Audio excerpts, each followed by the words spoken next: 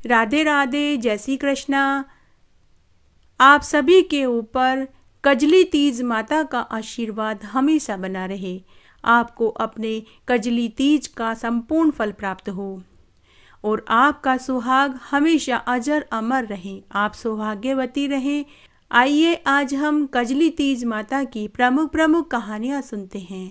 एक बार बहुत छोटा सा गांव था। उस गांव में एक वैश्य दंपति अपने 4 बेटा बहुओं व पोते पोतियों से भरे पूरे परिवार के साथ रहता था। उस वैश्य दंपति की 3 बड़ी बहुओं के तो मायका था, लेकिन छोटे बेटे की बहू के मायका नहीं था। तब एक बार की बात है, जब विवाह के बाद सातुड़ी तीज आई तो 3 बड़ी बहुओं के मायके से तो लहरिया, श्रृंगार का सामान और सातु आया, लेकिन चौथी बहू के मायका न होने से उसके लिए कुछ नहीं आया। तो उसकी तीनों जेठानियां देवरानी पर हंसने लगी और मजाक उड़ाने लगी। तो चौथी बहू अपने कमरे में चली गई और रोने लगी। तभी उसका पति आया और रोने का कारण पूछने लगा। तो उसने कहा कि 2 दिन बाद मेरा सातुड़ी तीज माता का व्रत है। बड़ी भाभियों का तो मायका है, तो उनके मायके से पूजा और व्रत के सभी सामान आ गए, लेकिन मेरा तो मायके में कोई नहीं है। मैं अपना कजली तीज का व्रत कैसे पूरा कर पाऊंगी। उसका पति मजदूरी करता था। उसने कहा कि मुझे आज मजदूरी में जो पैसे मिलेंगे मैं उसी से तुम्हारे लिए पूजा का सामान, लहरिया, चूड़ी और सातु ले आऊँगा। उसका पति मजदूरी के लिए निकल गया, लेकिन उसे पूरे दिन कहीं मजदूरी नहीं मिली। तब वह एक किराने की दुकान में चोरी की नीयत से घुसा। उसने वहां से चने का सातु, श्रृंगार का सामान, लहरिया लेकर एक थैले में रख लिया। तभी दुकान में जाग हो गई। दुकान के नौकरों ने उसे पकड़ लिया और मालिक के पास ले गए। मालिक ने उसे पकड़कर गांव के राजा के पास पेश किया। राजा ने सैनिकों को हुक्म दिया कि इस चोर को कारागार में डाल दो।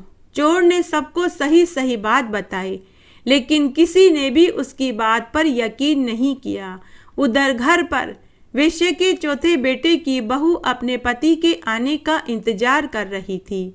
2 दिन बाद कजली तीज का व्रत आया। जिठानियों ने तो व्रत किया और पूजा करी, लेकिन देवरानी सुबह से दोपहर तक बिना अन्न जल के बैठी थी। कजली तीज माता से अपने पति के घर वापस आने की दुआएं मांग रही थी। तब तीज माता और चंद्रदेव भगवान को उसके ऊपर दया आ गई। तीज माता और चंद्रदेव भगवान ने मन ही मन सोचा कि मृत्युलोक में एक भक्त बिना अन्न जल के कजली तीज का व्रत कर रही है। उधर उसका पति जेल में कष्ट उठा रहा है। अगर आज हमने इसकी नहीं सुनी तो कलयुग में कौन हमें मानेगा। तब तीज माता किराने की दुकान के मालिक के स्वप्न में दर्शन देकर बोली कि अरे बनिया, तूने एक गरीब को चोर समझकर राजा के पास जेल में डलवा दिया। वह बेचारा बेकसूर था। उसकी पत्नी ने कजली तीज का व्रत किया था। उसने सत्तू, पूजा का सामान और कुछ कपड़े चुराए थे ताकि उसकी पत्नी कजली तीज का व्रत पूरा कर सके। अरे बनिया, उसकी पत्नी के मायका नहीं था। अब तू ही उसे राजा से छुड़वा ताकि वह अपनी पत्नी के लिए पूजा का सामान ले जा सके। अगर तूने ऐसा नहीं किया तो मैं तेरा सारा वैभव नष्ट कर दूंगी। ऐसा कहकर तीज माता अंतर्ध्यान हो गई। उधर चंद्रदेव भगवान ने भी राजा को स्वप्न में दर्शन देकर कहा कि हे राजा, तू सो रहा है या जाग रहा है। राजा ने कहा कि हे ईश्वर, न सो रहा हूँ न जाग रहा हूँ, मैं तो चिंता में पड़ा हूँ। तब चंद्रदेव भगवान ने राजा से कहा कि अरे राजा, तूने एक बनिए के कहने में आकर एक निर्दोष व्यक्ति को कारागार में डाल दिया। तो उस व्यक्ति को सुबह होते ही छोड़ दे, नहीं तो मैं तेरा सारा वैभव नष्ट कर दूंगा। सुबह होते ही बनिया राजा के पास पहुंचा। बनिए ने राजा जी को पूरी सच्चाई बताई। राजा ने भी बनिए को अपने स्वप्न वाली बात बताई।